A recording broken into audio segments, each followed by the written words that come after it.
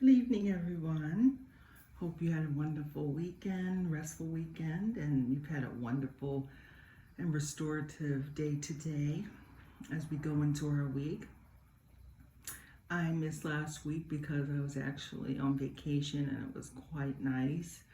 And I feel restored and hope you all feel the same as well or get an opportunity to restore. Oh my, what a week we have all had, right? There's so many things happening in the world, so many opportunities for us to really see how us being able to connect is going to make us stronger. What I've been thinking about has been separation.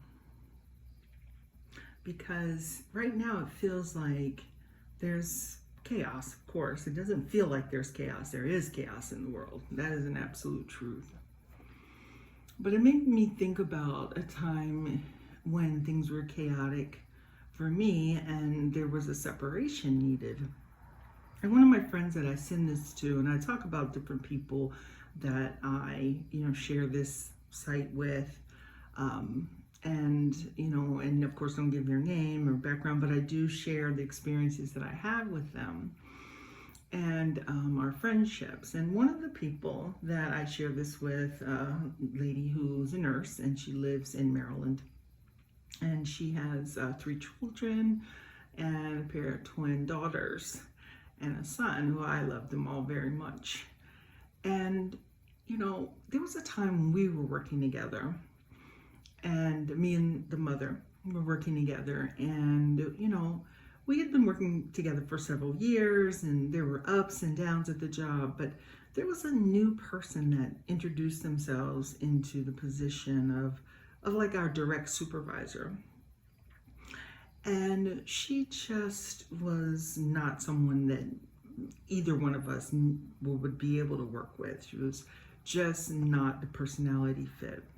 We tried it for a little while. I would say that I was much more the person that said, let's give it a try and let's see what we think. I mean, she immediately just had an instantaneous, visceral, spiritual reaction to the person that something's not right about this person.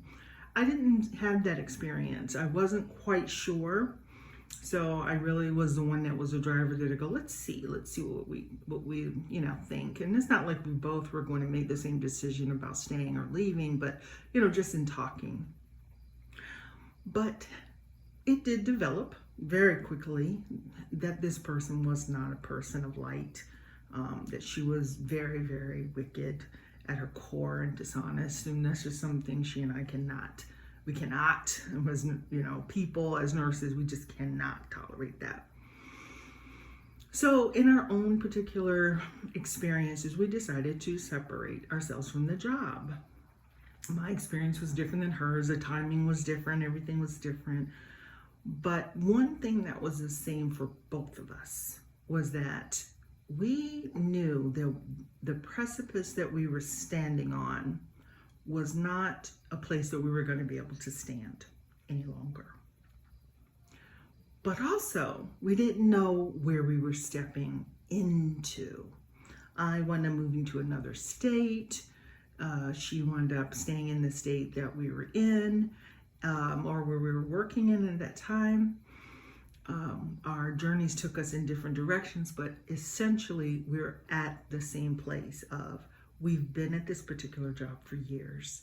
We have made relationships, professional relationships that would have to be severed in one way or another because the person really required people to be for her or against her, that kind of thing. So there were going to be friendships lost. There were going to be changes. We were both people who were the main providers for our family. So we had to be careful about leaving this one place and going to another. I will say we did know on a very, very, very specific spiritual level that this was not a place of light for us. So here we are on this precipice, individuals, and going, I cannot stay back there. I have to move forward. I don't know what forward looks like, but I must do it. And to make a long story short, both of our lives look the way that we had hoped our lives would look like, which means we both are satisfied with the decision that we made to step off that precipice into an unknown and leave the place of comfort of having a job that we knew about, knew the evil of, versus where are we going to go? How's this going to look? And it makes me think about where we are now. We are literally in that situation right now as a world, as a community, as a people. We are at a situation where we're looking behind us going, this is not something that we can sustain or we can just stay with in this particular way. Yet we don't know what separating from that looks like. I will say that as we step out on faith, faith being the key, I do know we will not fall. And I do know that the chaotic environment that's essentially disintegrating behind us, and we're standing on that precipice as it's disintegrating behind us, is exactly what's happening. Disintegration. The integration behind us is just falling. We can step forward knowing that God is with us. We can step forward knowing that each one of us individually are going to walk in the way that we've been given to walk individually, and that we're going to walk this the right way. It is such an individual experience. And most people really don't like other people to implant their experiences onto them. And something that I do like to do is give people the opportunity to just develop their own way. One of the things that personally, as a person who's a nurse, we can be controlling. But much of what we do is about control. You need to take the med this way, or you need to do something this particular way. But as we grow professionally and certainly personally, we learn that that has to be manifested in a different way in different situations. As our children grow, we are still going to be influenced, and at times we're going to be hard no, stop, that's not going to happen, and those sorts of things. But the control right now, we don't have it. We can't take back the hands of time and go back to a day when the explosion did not happen in Afghanistan that took lives of 13 service people that are right now in a state that, and at a base that my family was stationed at after we left Japan. Can't go backwards. We don't control time. We don't control anything. But what we can control is being able, once again, reinforcing for the remnant, stay focused on knowing that God is guiding your path.